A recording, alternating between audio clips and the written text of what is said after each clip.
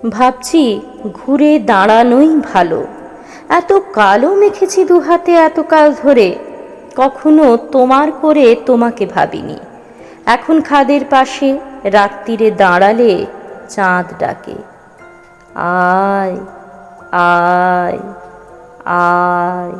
এখন গঙ্গার তীরে ঘুমন্ত দাঁড়ালে চিতা কাঠ ডাকে, আয় আয়।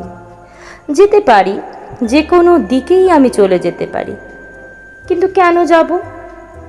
সন্তানের মুখ ধরে একটি চুমু খাবো, যাব, কিন্তু এখনই যাব না। তোমাদেরও সঙ্গে নিয়ে যাব, একাকী যাব না অসময়ে।